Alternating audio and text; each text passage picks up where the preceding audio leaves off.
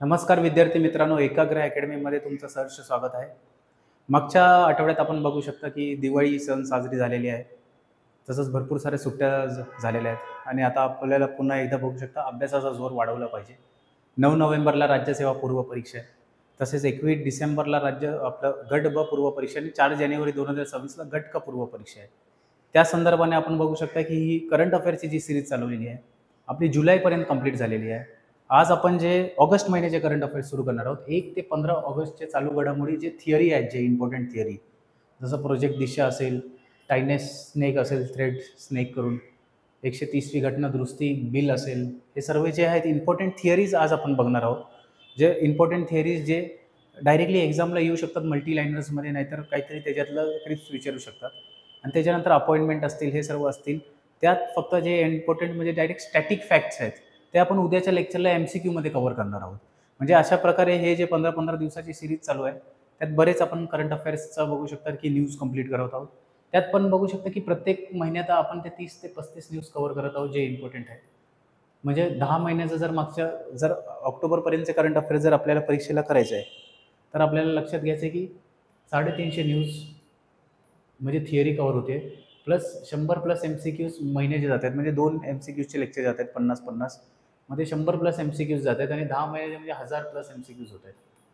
मग हे जर आपण दोन्ही बघितले की 350 न्यूज थिअरी बदले आणि 1000+ MCQs डायरेक्टली हे 2 प्रॅक्टिस केल्यावर 100% आहे. गट ब असेल, गट क असेल, 60+4 100% विथ दिस PYQ सिरीज आपली चालू आहे, प्लस टेस्ट सिरीज पण आपली लॉन्च केलेली आहे.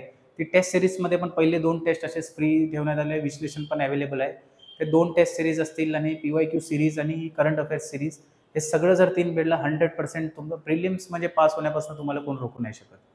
तर आपण सध्या बघू शकता की 1 ते 15 ऑगस्टचे जे चालू घडामोडी आहेत ते आपल्याला बघायचे आहेत. चला, तर फर्स्ट जी इम्पॉर्टंट न्यूज आहे की बार्बाडोस थ्रेड स्नेक. यस, हा बघू शकता साप आहे. कॉईन बघू शकता, एक कॉईनवर एवढासा साप आहे, म्हणजे थ्रेड स्नेक्स त्याचं नाव दिलेलं आहे. थ्रेड स्नेक, थ्रेड म्हणजे धागा, म्हणजे धागा इतका लहान बघू शकता हा साप आहे आणि हा पुन्हा एकदा सापडलेला आहे. तर अलीकडेच म्हणजे 1 ते 15 ऑगस्टची न्यूज आहे, त्या अंतर्गत म्हणजे ऑगस्ट महिन्यातली जगातील सर्वात लहान ज्ञात साप बार्बाडोस थ्रेड स्नेक अनेक दशके गायब झाल्यानंतर पुन्हा सापडला. हा लेप्टो हा हा लेप्टोटायफ्लोडिपिडे कुटुंबातील एक लहान साप आहे. हा साप आंधळा आहे, लक्षात ठेवायचा, हा साप आंधळा आहे. जमिनीत खोदतो, वाळवी आणि मुंग्या खातो आणि एकच बारीक अंडी घालतो. ते एकटे जीवाश्म प्राणी आहेत जे खोदकामासाठी अनुकूल आहेत. ते निशाचर प्राणी आहेत आणि दिवसा सहसा खडकाखाली लपतात. त्यांच्या आहाराच्या पसंतीमुळे ते बहुतेकदा मुंग्या आणि वाळवींच्या घरट्यांजवळ आढळतात. या सापामुळे निर्माण होणारे फेरोमेन त्यांच्या वाळवीच्या हल्ल्यापासून वाचवतात आणि ह्यालाच आपण बोलतो thread snakes, Barbados thread snakes, जे बघू शकता तिथे सापडलेलं आहे. म्हणजे लक्षात, बार्बाडोस येथे बघू शकता पुन्हा एकदा सापडलेला आहे थ्रेड स्नेक. यस, लक्षात ठेवायचं, जगातील सर्वात लहान साप थ्रेड स्नेक बार्बाडोस येथे बघू शकता पुन्हा एकदा सापडलेला आहे. चला नेक्स्ट, भारतातील मुलींसाठीची पहिली फिफा टॅलेंट अकॅडमी. भारतात काहीतरी होत असेल, ते पण ज्या भूमीवर वुमेन एम्पॉवरमेंट बघू शकता मागच्या 10 वर्षात भरपूर चर्चेचा मुद्दा आहे. म्हणून कोणतरी महिला असेल ज्यांची इंटरनॅशनल लेवलला नियुक्ती झाली असेल, नाहीतर भारतामध्ये काहीतरी पहिल्या महिलांसाठी काहीतरी होत असेल, म्हणजे वोटिंग राईट्स असतील जगात पण आणि भारतात पण, तर असे डायरेक्टली आयोगचा फेवरेट पॅटर्न आहे, हा प्रश्न डायरेक्टली उचलून टाकतात. मग भारतातील मुलींसाठीची पहिली फिफा टॅलेंट बघूया. 2 ऑगस्ट 2025ला हे 11 तारखेला झालेलं, हे कुठं झाले बघूया. भारतीय फुटबॉलांसाठी एका ऐतिहासिक क्षणी ऑल इंडिया फुटबॉल फेडरेशन आणि फिफा यांनी तेलंगणातील हैदराबाद येथे मुलींसाठी देशातील पहिली फिफा टॅलेंट अकॅडमी सुरू करण्यासाठी हातमिळवणी केली आहे. येस, मुलींसाठी पहिली हातमिळवणी केलेली आहे डायरेक्टली फिफा अकॅडमी. या उपक्रमाचे उद्दिष्ट भारतातील महिला फुटबॉलचे भविष्य बदलणे आहे. नवोदित प्रतिभांना जागतिक दर्जाचे पायाभूत सुविधा, प्रशिक्षण आणि समग्र विकासाच्या संधी प्रदान करणे आहे. ही अकॅडमी फिफाच्या टॅलेंट डेव्हलपमेंट स्कीम TDSचा एक भाग आहे, जी सर्वोत्तम युवा फुटबॉल प्रतिभेला पोषक बनवण्यासाठी डिझाईन केलेली एक जागतिक उपक्रम आहे. हैदराबादमधील गचिबोवली स्टेडियम कॉम्प्लेक्स हे अकादमीचा आधार म्हणून निवडले गेले आहे. बघू शकता देशातील पहिली फिफा टॅलेंट जे अकॅडमी आहे जे हैदराबाद येथे तेलंगणातील हैदराबाद येथे सुरू करण्यात आलेली आहे. लक्षात ठेवायचं it is very important news. जे भारतात जे सर्वप्रथम जे काय काय भारतात होते ते भरपूर महत्त्वाचं आहे आणि त्याच्याच अंतर्गत बघू शकता ही न्यूज आहे. चला आपण डायरेक्टली जाऊया नेक्स्ट न्यूजकडे.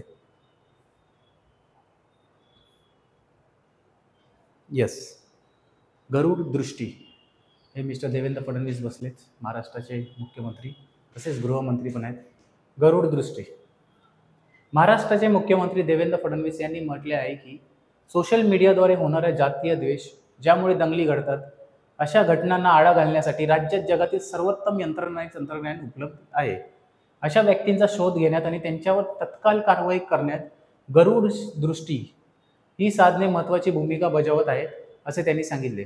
नागपूर पोलीस विभागाच्या वतीने पोलीस भवन येथे आयोजित गरुड दृष्टी सोशल मीडिया मॉनिटरिंग आणि सायबर इंटेलिजन्स प्रकल्पाच्या सादरीकरणात आणि विविध सायबर आर्थिक गुन्ह्यांच्या तपासातून वसूल केलेले 10 कोटी रुपयांच्या रकमेचे वितरण समारंभ ते बोलत होते. मुख्यमंत्र्यांनी वसूल केलेले रक्कम फसवणूक पीडितांना सुपूर्द केले आहे.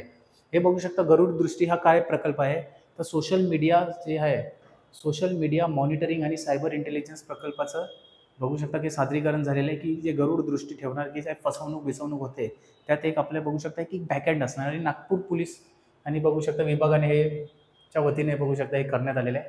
लक्षात ठेवायचं गरुड दृष्टी. त्याच्यानंतर आलं प्रोजेक्ट दिशा. हे पण महाराष्ट्राच्या बघू शकता करंट अफेअर्स रिलेटेड भरपूर महत्त्वाचं आहे. प्रोजेक्ट दिशा भारतात समावेशक शिक्षणाला प्रोत्साहन देण्यासाठी आणि बौद्धिक अपंग विद्यार्थ्यांच्या हक्कांचे संरक्षण करण्यासाठी महाराष्ट्राने एक महत्त्वपूर्ण पाऊल उचलले आहे. याचं बौद्धिक अपंग विद्यार्थ्यांना हक्काचे संरक्षणासाठी महाराष्ट्राने एक महत्त्वपूर्ण पाऊल उचलले आहे. दिशा मोहिमेच्या माध्यमातून राज्याने 453 विशेष शाळांमध्ये बौद्धिक अपंग विद्यार्थ्यांना समान दर्जेदार आणि संशोधन आधारित शिक्षण देण्यास सुरुवात केली आहे. बौद्धिक अपंग विद्यार्थ्यांसाठी प्रमाणित अभ्यासक्रम लागू करणारे हे देशातील पहिले राज्य बनले आहे. Very important news. बौद्धिक अपंग विद्यार्थ्यांसाठी अभ्यासक्रम जे लागू करणारे देशातील पहिले राज्य बनले आहे ते पण महाराष्ट्र. आणि कुठल्या प्रोजेक्ट अंतर्गत प्रोजेक्ट दिशा. येस, मुख्यमंत्री देवेंद्र फडणवीस यांनी विकसित भारत 2047 या दृष्टिकोनाच्या अनुषंगाने समावेशक आणि स्वावलंबी समाज निर्माण करण्याच्या दिशेने हे एक महत्त्वाचे पाऊल असल्याचे वर्णन केले. प्रोजेक्ट दिशा हा जय वकील फाउंडेशनने विकसित केला आहे आणि national institute for the empowerment of persons with disabilities NIEPID ने मंजूर केला आहे. यस, विकसित भारत मोहीम 2047 प्रोजेक्ट दिशा. येस, आणि या प्रकल्पाबद्दल अजून जाणून घेऊया. हा उपक्रम बौद्धिक अपंगत्व असलेल्या विद्यार्थ्यांसाठी एक समान संशोधन समर्थित आणि विश्वासार्ह शिक्षण अनुभव सुनिश्चित करतो. 1944 मध्ये स्थापन झालेल्या जय वकील फाउंडेशनला विशेष शिक्षण क्षेत्रात 80 वर्षाचा अनुभव आहे. ही मोहीम विशेष शिक्षणातील जागतिक सर्वोत्तम पद्धती, विविध भौतिक क्षमतानुसार सानुकूलित केलेले शिक्षण पद्धती आणि जीवन कौशल्य आणि व्यावसायिक प्रशिक्षण मॉड्यूलवर आधारित आहे. NIEPID प्रमाणपत्र कार्यक्रमाच्या गुणवत्ता आणि विश्वासार्हता सुनिश्चित करते. मुख्यमंत्री फडणवीस म्हणाले की प्रकल्प दिशा हा पंतप्रधान नरेंद्र मोदी यांचा विकसित भारत 2047 रोडमॅप अंतर्गत समावेशक विकास आणि स्वावलंबनासाठी राज्याचा वचनबद्ध प्रयत्न आहे. या उपक्रमामुळे बौद्धिक अपंगत्व असलेल्या विद्यार्थ्यांना समाजाच्या मुख्य प्रवाहात समाविष्ट करण्याचा, त्यांच्या शिक्षणात सुधारणा करण्याचा आणि त्यांना रोजगारक्षम बनवण्याचा मार्ग मोकळा होईल. यस, प्रोजेक्ट दिशा अंतर्गत आपण सगळं बघितलंय. बौद्धिक असक्षम विद्यार्थ्यांना मिळेल दिशा. यस, त्यांना एक दिशा मिळेल म्हणून त्या अंतर्गत हे नाव सुचवण्यात आलेलं आहे. यस, लक्षात राहील ना प्रोजेक्ट दिशा. त्याच्यानंतर आपण हे गरुड दृष्टी पण बघितलं. एक मिनिट.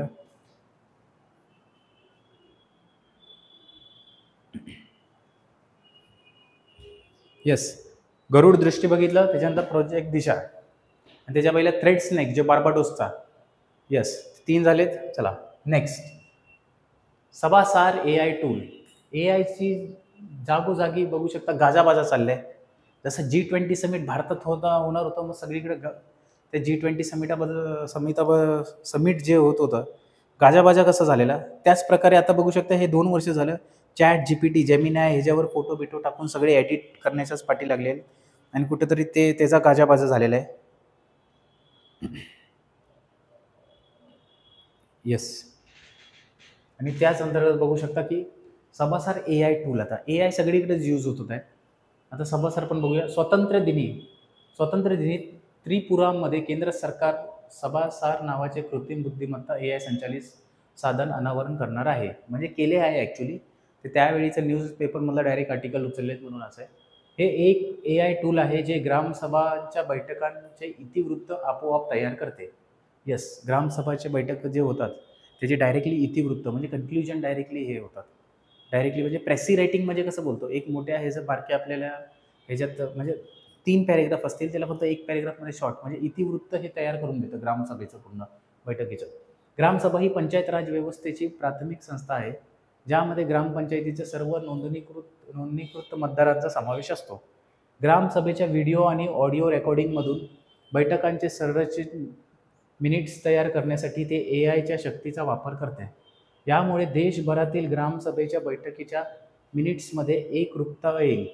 पंचायत अधिकारी त्यांच्या ग्राम स्वराज्य लॉग इन क्रेडेन्शियल्सचा वापर करून सभासारवर व्हिडिओ ऑडिओ रेकॉर्डिंग अपलोड करू शकते. यस, सभासार AI बघू शकता असं हे आहे. जे सर्व झालं आहे ते AI आपल्याला बघू शकता व्हिडिओ अपलोड करू शकतो. लक्षात ठेवायचं आहे सभासार AI टूल. अजून ह्याच्याबद्दल सभासार AI टूल ह्याच्यात बघू शकता अपलोड फाईल, ट्रान्सक्रिप्शन, ट्रान्सलेशन पण होणार आहे. म्हणजे बऱ्याच भाषांमधलं ट्रान्सलेशन होणार आहे. कोणाला त्या भाषामधलं पण होणार आहे, म्हणजे ईज होणार आहे पूर्ण जर काय चाललं आहे. अकाउंटेबिलिटी होणार आहे. बघू शकता ट्रान्सपरन्सी वाढणार आहे सिस्टीममध्ये ग्रामपंचायतीच्या पण. आणि समरायझेशन ऑफ सभा मिनिट्स म्हणजे डायरेक्टली समजा कोण सभेला उपस्थित नव्हतं, नाहीतर जे वरचे अधिकारी असतील, जिल्हाधिकारी असतील, तहसीलदार असतील, त्यांना जर चौकशी करायचं असेल की ग्रामसभामध्ये भरलं काय आणि काय डिस्कशन झालं, मग डायरेक्टली ते समरी बघतील आणि मग त्याच्यातनं हे कन्क्ल्युजन काढतील की हां हे सगळं डिस्कशन झालं आणि हे सर्व. मग कुठंतरी बघू शकता की आपण एक विकासाच्या मार्गाने उचललेलं हे चांगलं पाऊल आहे. चला, हे भाषिणी करून एक ॲप आहे, ज्यात भाषिणी करून ॲप आहे जे आपण बघू शकता की कुंभमेळा आहे अयोध्यामध्ये पण यूज होत होतं. वेगवेगळ्या भाषांमध्ये डायरेक्टली ट्रान्सलेशन आणि वेगवेगळ्या भाषेच्या स्वरूपात अवेलेबल असतं. हे आधारित आहे जे सरकारने साक्षरता, भाषा आणि डिजिटल अंतर कमी करण्यासाठी सुरू केलेले AI संचालित भाषांतर प्लॅटफॉर्म आहे. हे साधन व्हिडिओ किंवा ऑडिओमधून ट्रान्सक्रिप्शन तयार करते, ते निवडलेले आउटपुट भाषेत भाषांतर करते आणि सारांश तयार करते. हे इंग्रजी व्यतिरिक्त हिंदी, बंगाली, तमिळ, तेलुगू, मराठी, गुजराती यासारख्या सर्व प्रमुख भारतीय भाषांमध्ये ट्रान्सक्रिप्शन सक्षम करते. महत्त्वाचे काय, हे पंचायती, प्रशासकीय संस्था आणि ग्रामीण विकास प्रकल्पांसाठी आदर्श आहे, कारण ते दस्तऐवजीकरण सुलभ करते आणि भागधारकांना बैठकीच्या अंतर्दृष्टीसाठी त्यावरील प्रवेशासह सक्षम करते. लक्षात ठेवायचे प्रोजेक्ट कुठला आहे ह्याच्यात, सभासार आणि इंग्रजी व्यतिरिक्त हिंदी, बंगाली, तमिळ, तेलुगू, मराठी, गुजराती, हिंदी, बंगाली यासारख्या सर्व प्रमुख भाषांमध्ये अवेलेबल आहेत. लक्षात ठेवायचं आहे. येस, लक्षात सभासार. चला नेक्स्ट, पंतप्रधानाचे उपराष्ट्रीय सुरक्षा सल्लागार. Yes, very important. NSA तर आपल्याला माहीत असेल ना, नॅशनल सिक्युरिटी ॲडवायझर कोण आहेत, तर अजित डोवल आहेत. राष्ट्रीय सुरक्षा सल्लागार जे आहेत अजित डोवल आहेत. मग उपराष्ट्रीय सुरक्षा सल्लागार पंतप्रधानाचे अपॉइंट कोणाला गेले ते आलेलं आहे, ऑगस्ट महिन्याची अपॉइंटमेंट आहे. भारताच्या राष्ट्रीय सुरक्षा नेतृत्वाला बळकटी देण्यासाठी एक धोरणात्मक पाऊल उचलण्यात आले आहे, ज्यामध्ये सरकारने मणिपूर केडरमधील 1988 या बॅचचे अनुभवी IPS अधिकारी अनिश दयाल सिंग यांची पंतप्रधान नरेंद्र मोदी यांचे उपराष्ट्रीय सुरक्षा सल्लागार NSA म्हणून नियुक्ती केलेली आहे. 60 वर्षीय माजी CRPF प्रमुख थेट NSA अजित डोवाल यांना अहवाल देतील, ज्यामुळे अंतर्गत सुरक्षा म्हणजे इंटरनल सिक्युरिटी राज्यसेवेसाठी आता बघू शकता. इंटरनल सिक्युरिटी हा डायरेक्टली हे झालेला आहे, डिस्क्रिप्टिव्ह पॅटर्नमध्ये विषयच आहे. गुप्तचार आणि सीमा व्यवस्थापनातील त्यांचा व्यापक अनुभवामुळे सुरक्षा चौकट मजबूत होईल. उपराष्ट्रीय सुरक्षा सल्लागार म्हणून सिंग यांची नियुक्ती भारताच्या बहुस्तरीय राष्ट्रीय सुरक्षा सल्लागार प्रणालीला बळकटी देते, विशेषतः खालील क्षेत्रांमध्ये: अंतर्गत सुरक्षा इंटरनल सिक्युरिटी, बंडखोरी विरोधात निमलष्करी दल व्यवस्थापन, पुनर्रचना, सीमा, निवडणूक सुरक्षा नियोजन, अंतर एजन्सी समन्वय. या सगळ्यांमध्ये बघू शकता त्यांचं भरपूर सारं योगदान आहे. लक्षात ठेवायचं अनिश दयाल सिंग पंतप्रधान नरेंद्र मोदी यांचे उपराष्ट्रीय सुरक्षा सल्लागार म्हणून नियुक्ती भेटलेली आहे. Yes, Anish Dayal Singh.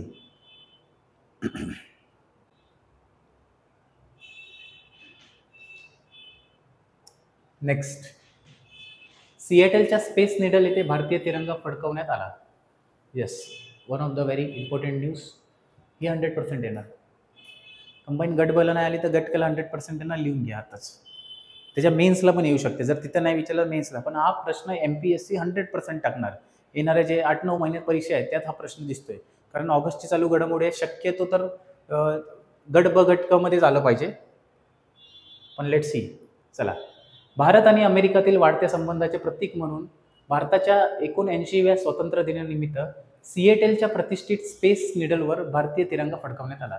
Yes, look दिस.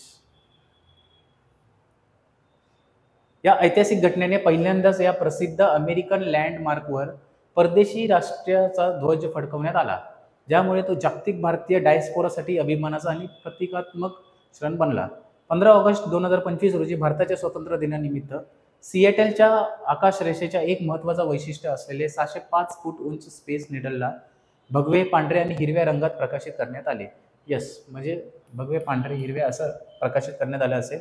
जसं आपण बुर्ज खलिफाला पण बघतो की दुबईची बिल्डिंगमध्ये पण आपल्याला भरपूर सारे ओनर्स आपल्याला भेटत राहतात, त्या हिशोबाने लाइटिंग पण करण्यात आली. हा कार्यक्रम सिएटलमधील भारतीय वाणिज्य दूतावास आयोजित केला होता आणि त्यात सहभागी झाले होते काउन्सिल जनरल प्रकाश गुप्ता, सिएटलचे महापौर ब्रूस हॅरेल, सिएटल शहराच्या नेतृत्वातील वरिष्ठ अधिकारी, भारतीय अमेरिकन समुदायाचे सदस्य देखील इन्क्लूड होते त्यातले. सिएटल स्पेस निडल अजून जाणून घेऊया. हे बघू शकता, सिएटल स्पेस निडलवर डायरेक्टली अमेरिकेच्या भूमीवर पहिल्यांदा परदेशी ह्याचा राष्ट्रीय ध्वज फडकवला, ते पण तिरंगा फडकवला. यस, लक्षात ठेवायचं. 1962च्या जागतिक मेळाव्यासाठी मुळात बांधण्यात आलेल्या स्पेस निडल सिएटलच्या नवोन्मेषाच्या आणि जागतिक दृष्टिकोनाचा प्रतीक आहे. येस, या व्यासपीठावर भारतीय तिरंगा फडकवणे हे अधोरेखित करते भारताची वाढती जागतिक उपस्थिती, भारत अमेरिका धोरणात्मक आणि सांस्कृतिक संबंधाचे ताकद, तंत्रज्ञान, शिक्षण आणि सार्वजनिक सेवेतील भारतीय अमेरिकन समुदायाच्या योगदानाची ओळख. हे संकेत वाढत्या सार्वजनिक राजनैतिक प्रयत्नाशील देखील जुळतात, जिथे आंतरराष्ट्रीय कार्यक्रम, सामायिक जागा आणि प्रतिष्ठित प्रतीकांद्वारे साजरे केले जातात. मध्यंतरी बघू शकता, ह्या घटनेनंतर मग डोनाल्ड ट्रम्पचा टॅरिफ वॉर सुरू झाला आणि परत पुन्हा बघू शकता दिवाळीच्या निमित्ताने India is the closest friend of mine असं तसं भरपूर चाललं. आणि पुन्हा एकदा भारत अमेरिका बघू शकता पुन्हा एकदा स्थिर करण्याचं सुरू आहे. पण रिसेंटली नरेंद्र मोदी यांचं तुम्ही जर एक क्लिप बघितली, जी ऑडिओ व्हायरल होते, SCO समिट दरम्यान ज्यांनी एक किस्सा सांगितला की 31 ऑगस्टला जे SCO समिट झालं चायनामध्ये, त्यात नरेंद्र मोदीची घातपात करण्याचा कट रचला गेलेला आणि ते CIA कडून रचला गेलेला, असं म्हणजे चर्चा आहे सगळीकडे. काय असं ठोस आपल्याकडे पुरावे नाहीत, पण चर्चा आहे असं. आणि त्यात पण व्लादिमीर पुटिन जे रशियाचे पण आपले प्रेसिडेंट आहेत, त्यांनी SCO बैठकमध्ये नरेंद्र मोदी यांची 10 मिनिटं विदाऊट सिक्युरिटी आणि हे त्यांच्या व्हॅनमध्ये मीटिंग केली आणि हीच इन्फॉर्मेशन हे केली की तुमचा घातपात होईल अशी काहीतरी हे चाललं आहे. आणि CIAचं जे पाठवलेलं, जे आता सगळीकडे न्यूज पण व्हायरल होत आहे, की जे बांगलादेशमध्ये बघू शकता त्याची हत्या झालेली आहे. येस, म्हणून Indian intelligence agency, Russian intelligence आणि चायना या तिघांनी मिळून बघू शकता कुणीतरी त्याला मारून टाकलेला आहे, जो नरेंद्र मोदी यांचा घातपात करण्यात आलेला होता. म्हणून बघू शकता की इंडियाची जी बघू शकता इंटरनल सिक्युरिटी असेल, इंटेलिजन्स ब्युरो असेल, रॉ असेल, भरपूर प्रमाणात काम करण्यात आणि भरपूर ट्रान्सफरेबल सिस्टीम आपल्या इथं चाललेली आहे.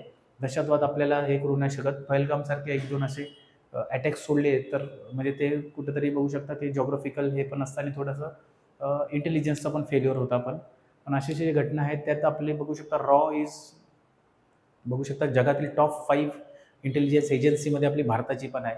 आणि हे कुठेतरी अभिमानास्पद गोष्ट आहे की आपण भारत देश 79 वर्षात एवढी प्रगती आपण केलेली आहे कुठल्या देशाने. आपण बघा कुठे आणि पाकिस्तान बघा कुठे आहे. पाकिस्तान अजून पण काश्मीरच हे करते. त्यांना काय आयुष्यात एमच राहिलेलं नाही आहे ॲक्च्युली. चला पुढच्या न्यूजकडे जाऊया. संविधान 130वी सुधारणा विधेयक 2025, कॉन्स्टिट्युशनल 138th अमेंडमेंट बिल 2025, म्हणजे विधेयक मांडण्यात आलं. 130वी घटना दुरुस्ती विधेयक. ते कशा रिलेटेड आहे आपण ते बघूया. हा प्रश्न पण येऊ शकतो. हा प्रश्न करंट अफेअर्समध्ये नाही आला तरी पॉलिटिक्सच्या सेक्शनमध्ये येऊ शकतो घटना दुरुस्तीमध्ये. केंद्रीय गृहमंत्री अमित शहा लोकसभेत संविधान 130वी घटनादुरुस्ती विधेयक 2025 सादर करण्यात अपेक्षा आहे म्हणजे ते करणार आहेत ॲक्च्युली, म्हणजे केलेली आहे त्या टायमाला. गंभीर गुन्हेगारी आरोप असलेले आणि सलग 30 दिवसांसाठी ताब्यात ठेवलेल्या मंत्र्यांना पंतप्रधान, मुख्यमंत्री, केंद्रीय राज्यमंत्री काढून टाकण्याबाबत संविधानातील अंतर दूर करण्याचा या विधेयकाचा उद्देश आहे.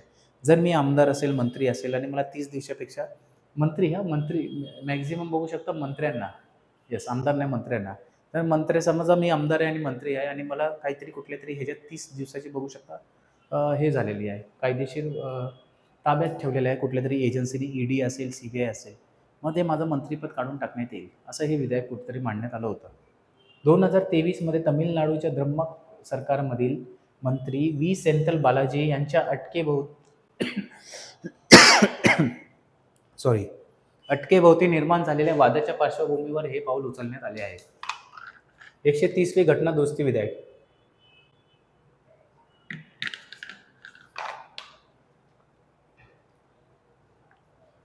चला, घटनात्मक सुधारणा काय? हे विधेयक कलम 75, 164 आणि 239 मध्ये सुधारणा करेल. संविधानाचे कलम 75 मध्ये प्रामुख्याने पंतप्रधानासह मंत्रिमंडळाच्या नियुक्ती आणि जबाबदारीशी संबंधित आहे. संविधानाचे कलम 164 मध्ये राज्यातील मंत्र्यांशी संबंधित तरतुदींचा रूपरेषा आहे आणि संविधानातील कलम 239 मध्ये दिल्लीच्या राष्ट्रीय प्रांतांसाठी विशेष तरतुदीचा रूपरेषा आहे. आता काढून टाकण्याचे कलम. जर एखाद्या मंत्र्याला पंतप्रधान, मुख्यमंत्री, मंत्री 5 वर्ष किंवा त्याहून अधिक तुरुंगवासाची शिक्षेच्या आरोपाखाली सलग 30 दिवस अटक केली गेली आणि ताब्यात ठेवले गेले तर राष्ट्रपती पंतप्रधानाच्या सल्ल्याने थेट केंद्रीय मंत्र्यांना पंतप्रधानांना काढून टाकतात. राज्यपाल काय करतील? मुख्यमंत्र्याच्या सल्ल्याने राज्यमंत्र्यांना काढून टाकतात.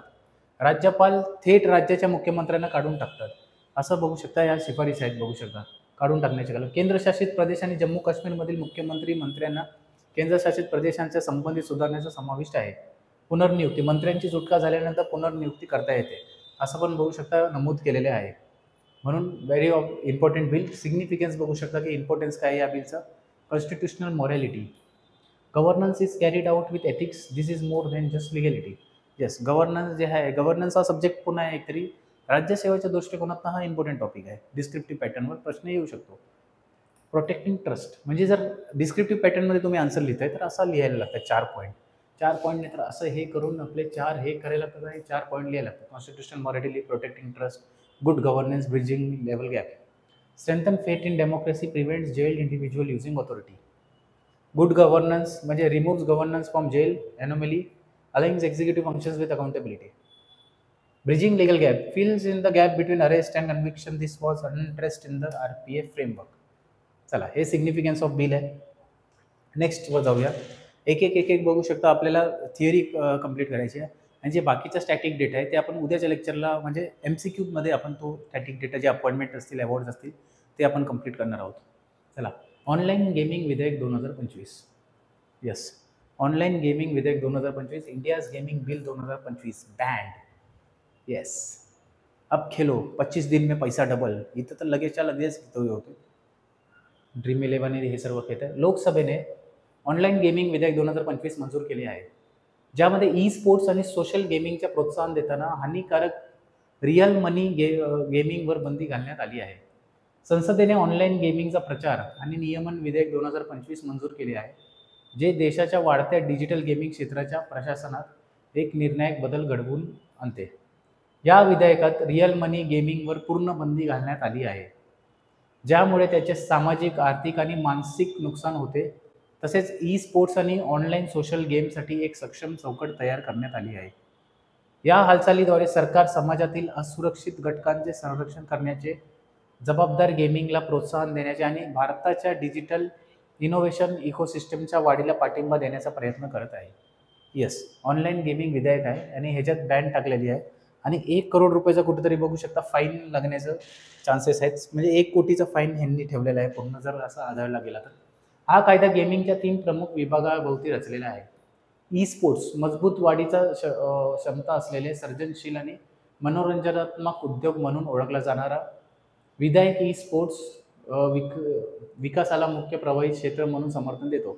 ऑनलाईन सोशल गेम्स, आर्थिक जोखीम किंवा व्यसनाधीन जुगार यंत्रणेचा समावेश नसलेल्या सुरक्षित मनोरंजन पर्याय म्हणून प्रोत्साहित केले जाते.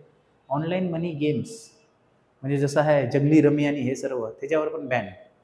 पूर्णपणे प्रतिबंधित, ज्यामध्ये फॅन्टेसी स्पोर्ट्स, पोकर, रमी आणि इतर वास्तविक पैशावर आधारित प्लॅटफॉर्मसारख्या क्रियाकल्पांचे समावेश आहे, जिथे खेळाडू आर्थिक परताव्याच्या अपेक्षांसह निधी जमा करतात. बंदींचे उल्लंघन केल्यास कठोर दंड आकारला जाईल, ज्यात हे समाविष्ट आहे. पहिल्यांदा गुन्हेगारीसाठी 3 वर्षापर्यंत तुरुंगवास आणि 1 कोटी, जसं मी सांगितलं. पहिला जर गुन्हेगार केला तर 3 वर्षाचा तुरुंगवास आणि 1 कोटी दोन्ही होणार. पुन्हा गुन्हेगारी वाढीस दंड, ज्यामध्ये 3 ते 5 वर्षापर्यंत तुरुंगवास आणि 2 कोटी रुपयापर्यंत दंड समाविष्ट आहे. लक्षात ठेवायचं आहे, ऑनलाईन गेमिंगवर पण बॅन झालेलं आहे भारतामध्ये आणि भरपूर ते महत्त्वाचं हे आहे. ऑनलाईन गेमिंग झालं, दुसरी घटना दुरुस्ती झाली, हे सर्व बघू शकता. One of the important points आहेत. चला नेक्स्ट, ऑनलाईन गेमिंग बिल बघू शकता 2025 अंतर्गत. आपण बघू शकता याच्यात काय काय प्रकार दिलेले आहेत. आपण बघू शकता की new bill to promote e sports, online social games आणि प्रोहिबिट ऑनलाईन मनी गेम्स. जेवढ्यात पण तुम्ही गेम्समध्ये इव्हन लुडो जरी खेळताय ऑनलाईन आणि ते पैशाने खेळताय, सो इट इज बॅन आहे सर्व. Online gaming bill 2025 to encourage innovation and safeguard society, protects youths and families from financial, psychological and social harms, ensures responsible use of technology, strengthens consumer protection and national security. असे कुठलेही app download नाही करायचे ज्यामध्ये बघू शकता की तुमचा data तिकडे जाईल आणि एका लिंकवर तुम्ही बघू शकता की तुमचा पूर्ण डेटा तुम्ही गमावून बसणार आहे. Bill recognizes e-sports as a legitimate form of competitive sports in India. Ministry of Sports to frame guidelines and standards for conducts of e-sports events. Advertising money games, imprisonment up to 2 years and up to 50 lakh fine. पण फाईनची मर्यादा जी आहे ती 1 कोटीची आहे. लक्षात ठेवायचं कुणी जर गुन्हा केला तर. आणि त्याच्यानंतर बघू शकता 2 कोटी आपल्याला फाईन बसणार आहे. चला नेक्स्ट, जागतिक सिंह दिन बघू शकता, world lion day. Yes, 10 August जागतिक सिंह दिन. 10 ऑगस्ट हा 2013 मध्ये बिग कॅट रेस्क्यू, मोठ्या मांजरीला समर्पित जगातील सर्वात मोठे मान्यताप्राप्त अभयारण्याने सुरू केलेले एक उपक्रम आहे, जो सिंहाच्या वेगाने कमी होत चाललेल्या संख्येबद्दल आणि त्यांच्या संवर्धनाच्या तातडीची गरज याबद्दल जागरूकता निर्माण करण्यासाठी सुरू आहे. भारतात सर्वात जास्त बघू शकता की गिर जे राष्ट्रीय उद्यान आहे तिथं सर्वात जास्त सिंह आपल्याला बघू शकता की भेटतात. सिंहला जे आहे सायंटिफिक नेम पॅन्थेरा लिओ. आपण मागच्या जुलैच्या महिन्याच्या बघू शकता करंट अफेअर्समध्ये बघितलं, 29 जुलै राष्ट्रीय व्याघ्र दिन म्हणजे नॅशनल टायगर डे आपण बघू शकता. आणि त्याला आपण बोलतो काय, पॅन्थेरा टायग्रिस करून त्याचं बघू शकता सायंटिफिक नेम होतं. सिंहाचं नाव आहे पॅन्थेरा लिओ. हे सर्वात सामाजिक मोठे मांजरी आहेत जे प्रामुख्याने उपसहारा आणि पश्चिम आफ्रिकेत आढळतात. भारतातील गिर राष्ट्रीय उद्यानात आशियाई लोकसंख्येची संख्या कमी आहे. आशियाई सिंह पॅन्थेरा लिओ पर्सिका बघू शकता. आशियाई सिंहाचं जे नाव आहे पॅन्थेरा लिओ पर्सिका. हा आफ्रिकन सिंहापेक्षा थोडा लहान असतो. आशियाई सिंहाचे एक वेगळे वैशिष्ट्य म्हणजे त्याच्या पोटाजवळ त्वचेचा एक रेखांशपट असतो, जो आफ्रिकन सिंहांमध्ये क्वचितच दिसून येतो. आफ्रिकन नरापेक्षा वेगळे आशियाई नरांमध्ये माने कमी ठळक असतात, ज्यामुळे त्यांचे कान नेहमीच दिसतात. Yes, that is difference between African आणि आपल्या गोष्ट आशियाचं. हे एशियाटिक लायन सेन्सस जे आलेला की भारतामध्ये किती हे आहेत पूर्ण, त्याच्यातलं बघू शकता की 891 asiatic lions in India, 30% growth since 2010. 16th lion census झालं ते मे 2025मध्ये. भरपूर महत्त्वाचं आहे. टायगरचं आपण बघू शकता की मागच्या जुलै महिन्यातच आपण करंट अफेअर्समध्ये टायगर सेन्सेसवर आपण जे टोटली आपण बघू शकता की 6682 काहीतरी त्या हिशोबाने टायगर आहेत. हे बघू शकता गुजरातचा जो पट्टा आहे आणि तिथं सर्वाधिक बघू शकता गिर जे राष्ट्रीय पार्क आहे तिथे एशियाटिक लायन भेटतात. 2010 मध्ये जेव्हा सर्वे करण्यात आला तर 292 बघू शकता सिंह होते. त्याच्यानंतर 10 वर्षांनी 2020मध्ये 674 झालेत आणि 2025 मे 2025मध्ये जो सेन्सेस आला तो 891 आहेत. लक्षात ठेवायचं 891 सिंह आहेत भारतात. 35,000 स्क्वेअर किलोमीटरचा एरिया कव्हर केला आहे. 11 डिस्ट्रिक्ट यूज केले. Method use that beat verification, direct beat verification केले.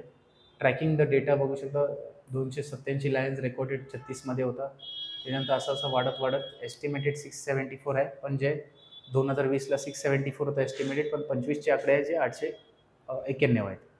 मॉडर्न टेक्नॉलॉजीमध्ये काय हाय रेझोल्युशन कॅमेराज यूज केले, camera traps, radio collars for real time tracking, e Guj forest mobile app आणि GIS सॉफ्टवेअर, जॉग्राफिकल इंटरफेरन्स जे software आहे तो use केलेला आहे. लक्षात ठेवायचं आहे एशियाटिक लायन्सचे सेन्सेस 891 लायन्स आहेत भारतात 2025च्या सर्वेनुसार. 10 ऑगस्ट रोजी आपण जागतिक बघू शकता की सिंह दिवस बनवतो.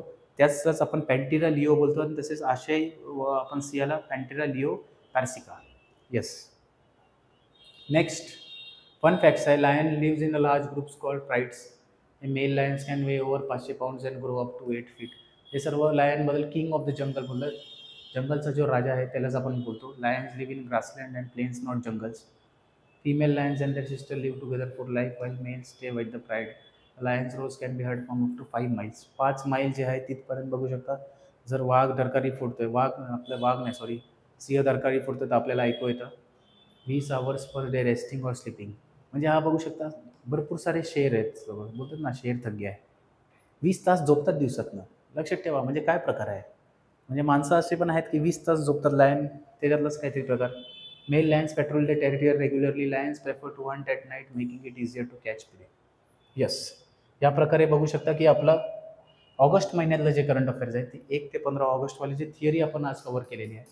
उद्याच्या लेक्चरला आपण बघू शकता की ह्याच रिलेटेड MCQs आणि जे इम्पॉर्टंट महत्त्वाचे जे MCQs आहेत ते कव्हर करणार आहोत. हा रेग्युलरली बघू शकता सिरीज चालवली आहे. जानेवारी ते जुलैपर्यंत आपण करंट अफेअर्स कव्हर केलेले आहेत. ऑगस्ट महिन्याच्या पहिल्या बघू शकता 15 दिवसाचे आपण घेत आहोत. त्याच्यानंतर पुढच्या आठवड्यात सेम सॅटर्डेला आपण 16 ते 31 ऑगस्टचं घेणार आणि त्याच्या दुसऱ्या दिवशी पुढच्या संडेला आपण MCQ घेणार. मग तर आज आपण इथंच थांबूया. जय हिंद, जय महाराष्ट्र.